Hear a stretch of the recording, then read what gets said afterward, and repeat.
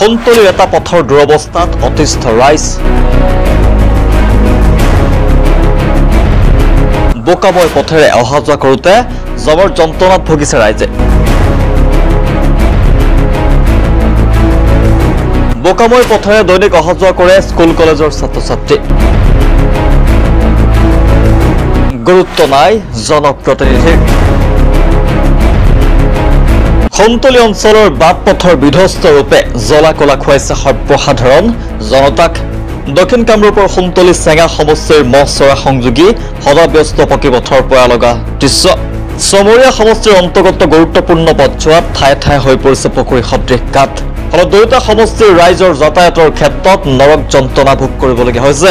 এদিনলৈ মন কৰক, এজাক বৰষুণতেই বোকাময় হৈ পৰে পথছোৱা, কিন্তু কাণসাৰ নাই কোনো এজন জনপ্ৰতিনিধিৰ।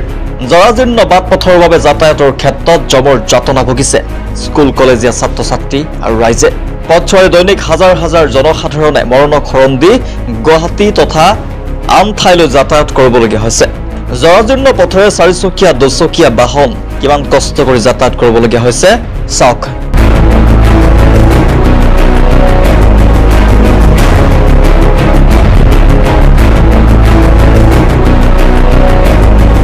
অতি নিম্নমানৰ কাম কৰাৰ বাবেই পথটি জৰাজীৰ্ণ হৈ পৰিছে, যাৰ পৰিণতিত যাতায়াতৰ ক্ষেত্ৰত জমৰ যাতনা ভুগিবলগীয়া হৈছে বৃহত্তৰ সন্তলী সত্ৰ, কাছুমাৰা, মহচৰা অঞ্চল, স্কুল কলেজৰ ছাত্ৰ ছাত্ৰীৰ লগতে সৰ্বসাধাৰণ ৰাইজে। বাট পথৰ দুৰৱস্থাৰ বাবে উপযুক্ত চিকিৎসাৰ পৰা বঞ্চিত হ'বলগীয়া হয় ৰোগী তথা গৰ্ভৱতী মহিলা। ইমানৰ পিছতো কোনো কাণসাৰ নাই জনপ্ৰতিনিধি লগতে বিয়াগুম গড়কাপ্তানি বিষয়াৰ লগতে চৰকাৰৰ। অতি সোনকালে পথটো মেৰামতি কৰিবলৈ অঞ্চলবাসীয়ে চৰকাৰৰ ওচৰত জনাইছে দাবী। আমাৰ নৱগঠিত ২৭ নং চমৰা সমষ্টিৰ সন্তলীৰ পৰা মহচৰা আৰু মহচৰাৰ পৰা কাছমাৰলৈ যোৱা এই ৰাস্তাটো মেইন ৰাস্তা এইটো। আৰু এইটো কি আমাৰ মহচৰা যোৱাটো আৰু এইটো চেঙা সমষ্টি আৰু বকো সমষ্টিৰ মিলি এটাই ৰাস্তা, মেইন ৰাস্তা।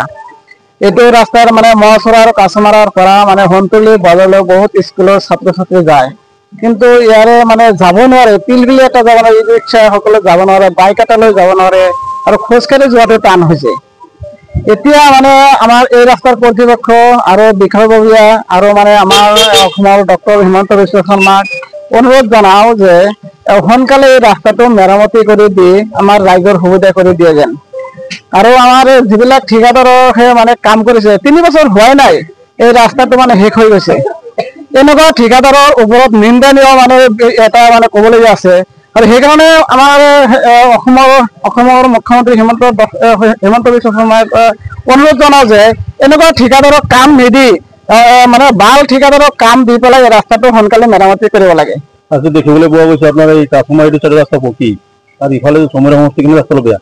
চেঙা সমষ্টিৰ ৰাস্তা কিন্তু ভালেই, ইফালে ঠিকাদাৰো ভাল। আমাৰ ইয়াতে কি হৈছে, দুৰ্নীতি হৈছে। নন্দিতা বাইদেউ আছে, ইমান দুৰ্নীতি কৰি আছে, কিন্তু ক'বলৈ ভাষা নাই আৰু কি ক'ম আৰু। সন্তলীৰ পৰা মহচৰা যোৱা ৰাস্তাটো মেইন ৰাস্তা হয় এইটো। ইমান হাজাৰ হাজাৰ মানুহ আৰু স্কুলৰ ছাত্ৰ ছাত্ৰী আহি থাকে। এইটো ৰাস্তাত এনেকুৱা অলপ বৰষুণ হ'লে এইটো ৰাস্তাত আহিব নোৱাৰে। আমাৰ এইটো ৰাস্তা আমাৰ চেঙা সমষ্টি বা বকো সমষ্টি দুটাৰ মাজেৰে আমাৰ এই ৰাস্তাখিনি, এই ৰাস্তাদি আমি আপ ডাউন কৰোঁ, বা আমাৰ স্বাস্থ্য কেন্দ্ৰ আছে বা আমাৰ বিদ্যালয় আৰু তাৰপিছত আমাৰ শিক্ষা অনুষ্ঠান আদি কৰি বা সকলো বা বিভাগৰ অনুষ্ঠান আছে। আমি এইটো ৰাস্তাতে আপ ডাউন কৰোঁ। আমি যোৱাৰ সময়ত আমি দেখিবলৈ গ'লে এটা পৰি যাই কিনি ইয়াৰ পৰা ছাল উঠি গৈছে।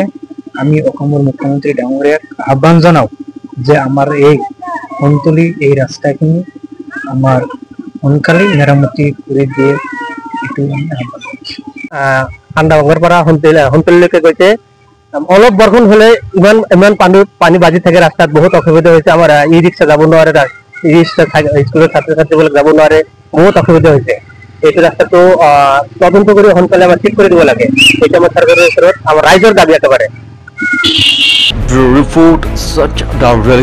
বিয়া, জন্মদিন বা আপোনাৰ যিকোনো বিশেষ অনুষ্ঠানৰ বাবে ওৱান ষ্টপ সলিউশন এম্বিয়েন্স বেংকুৱেটছ। আপোনাৰ প্ৰতিটো অনুষ্ঠানৰ বাবে এটাই শ্ৰেষ্ঠ স্থান গুৱাহাটী's finest and luxurious banquet hall ambience banquets perfect for every celebration for booking contact 7099013417 or visit 5th floor above Reliance Centro RG Burwa Road Guwahati